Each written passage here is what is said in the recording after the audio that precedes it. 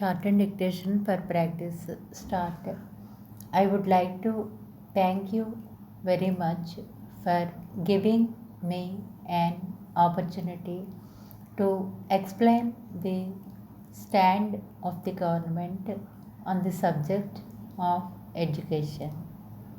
Within the very little time at my disposal, I will try to answer some of the points that have been raised on this subject. Education plays an important role in the life of every person. It is not something that one gets in the school or college. I hope you will agree with me when I say that it is much wider in character. In the government, we are of the firm opinion that education does not mean refining of one's own skills. It is something much more than that. It is essentially the process of deepening the spirit. We are in a secular society. It does not mean that in our country there should be no religion. It only means that everyone will have the right to practice his own religion. There is no doubt that one should have certain amount of moral and spiritual education, but we must always remember that the foundation of education should be a high level of nationalism. I would like to state that during the last few years, the Department of Education has been engaged in a very important task. As you are aware, the task is to evolve a pattern of national education. Now we have been able to draw up a complete picture of what national education should be at all levels. It has certainly taken a considerable amount of time in evolving this pattern. We are in a democratic society, and in this society, we have to respect the views and sentiments of others also. We have therefore adopted the method of discussion. It is quite easy in other types of society to dictate a pattern. We are in a democratic society and we cannot follow that method. The number of remarks that have been made with regard to education are based mostly on a misreading of the facts. The first charge that has been leveled against the government is with regard to physical education. Many people have made very strong remarks on the government. It has been said that the government has no policy in this respect. The money allocated for the purpose has been spent without any direction. I would like to state that we in the government have been carrying on the work according to certain definite policy. The government has the definite policy and also program for the development of physical education.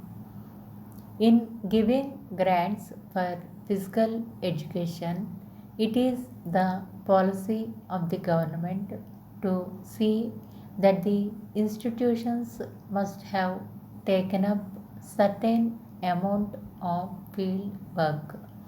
The government is giving grants only to those institutions which have gone to the grassroots level and carrying on the work. Secondly, in order to receive grants from the government, the institutions must have an all India character. These are the two main considerations which the government has in view in giving grants for physical education.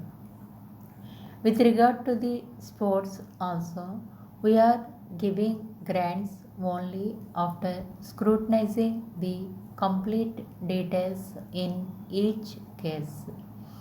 The government have recently appointed an All India Council for Sports to examine the proposals received from time to time for grants. In this connection, I would like to make the policy of the government clear. It is the policy of the government to encourage the indigenous games and sports. We are at present collecting information about all the centers that are engaged in this task.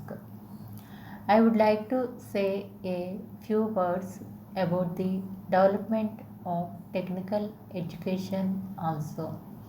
One of the important points that has been mentioned here is that the funds and resources of the government that are being placed and the disposal of the institutes are too meager to do justice to the task they have taken up.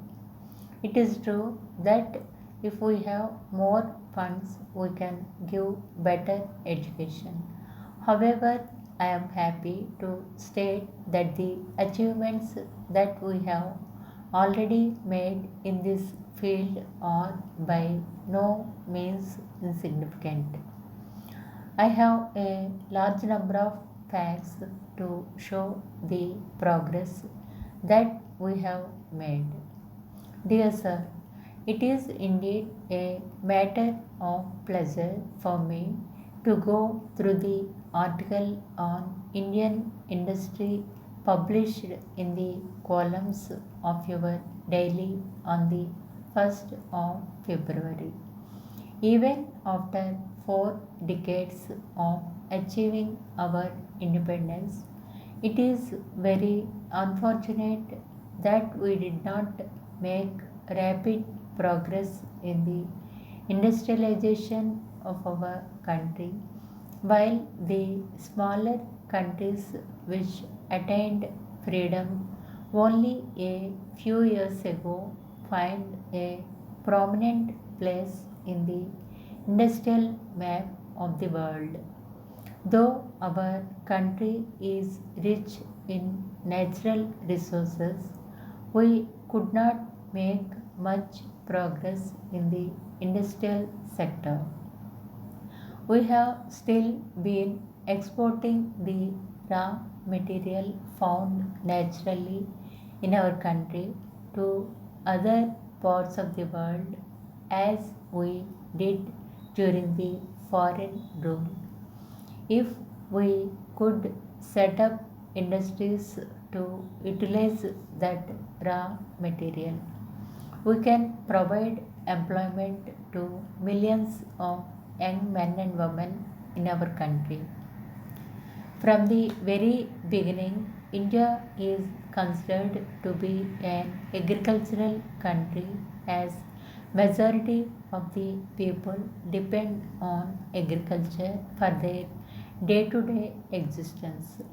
The people living in the rural areas have no productive work to do during the other time. Those people would really be happy if village and cottage industries are set up utilizing the agricultural produce available locally in addition to providing employment to the rural people. I feel that this will also help in arresting the migration of people from rural areas to the urban in search of employment. The author of the article has dealt with all these aspects in such a manner that everyone who goes through the same cannot remain without appreciating it. I also congratulate you for publishing such an excellent article for the benefit of your readers. Looking forward to find many such useful articles in future. Yours faithfully.